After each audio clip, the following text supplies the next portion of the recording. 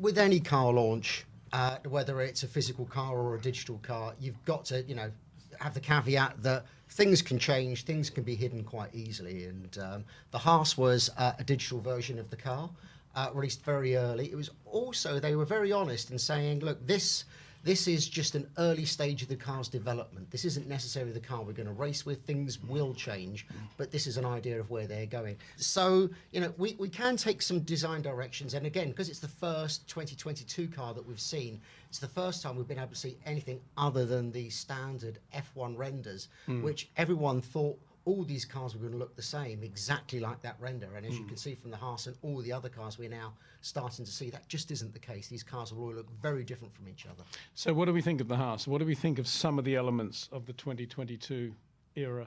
Well, the thing that kind of grabs you first on the Haas, in fact, the key thing on that car really is the side pods. And then to a lesser degree, the nose, because I think that nose is very much a standard approach to the regulations and quite different, again, to what we saw from the F1 renders. But when you look at the side pods, again, lots of people are very confused as to what's going on.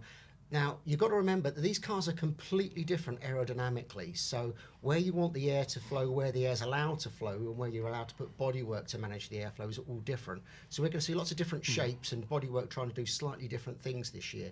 So everyone thinks the side pods have got fat. They haven't. They're just trying to use the side pods now as a way of shaping the airflow around the car. And the Haas is a big example of that.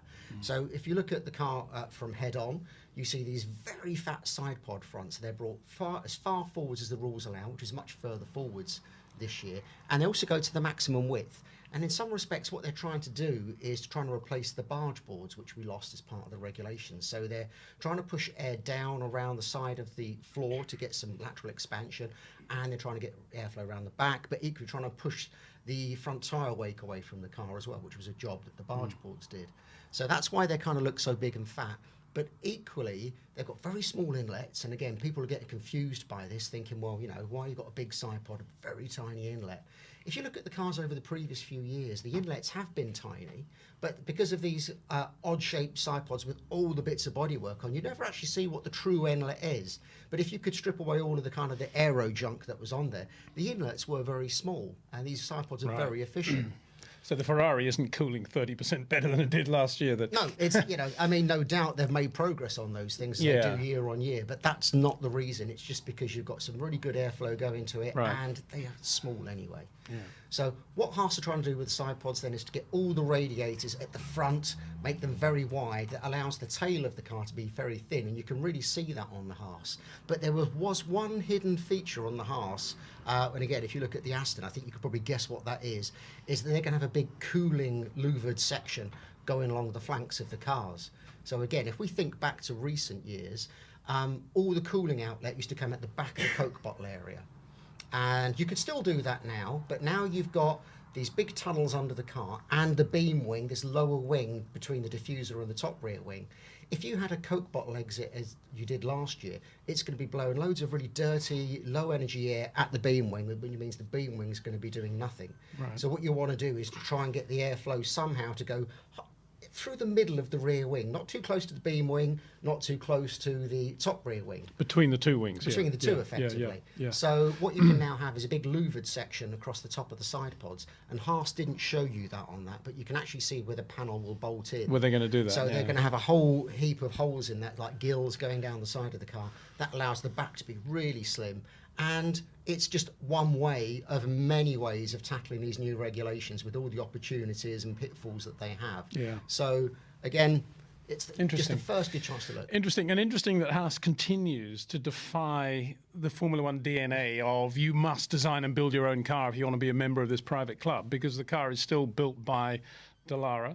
We think they're using the Ferrari wind tunnel still, probably that lovely Renzo Piano designed, architecture wind tunnel in Maranello, and the rest of it pretty much the same two drivers, Mick, Schumacher, Nikita, Mazepin. For an American team, it's kind of a shame that we don't have an American driver in there, that we don't have, massive corporate America there, but nonetheless, Gene Haas is there, and he's a great guy in the sense that, in many senses, but particularly in a Formula One sense, the machinery that he creates used by a lot of the Formula One teams still, his machine tools and so forth. So it'll be interesting to see how that Haas goes. I guess they're going to be more worried about what the cars in front of them are going to be putting out rather than how easy it is for them to overtake. Not that I'm in any way trying to predict what's going to happen there, but it'll be really interesting to see. I mean, would a team like Haas be thinking, well, there's more chance we're going to be behind cars than in front of them, so we need to make sure our front wing is absolutely as effective as possible in this new turbulence that the Formula One cars are putting out? That could be one of their philosophies. I think that the philosophy that's really helped them for 2022 is the fact that they pretty much just scrapped 2021 completely. Right. Ran the same car that was barely a warmed over version of the 2020 car. Therefore, they've had lots of time to develop this car, and it should be an excuse for them to make a jump up the order. Whether that happens or not, is entirely unpredictable, but it could happen.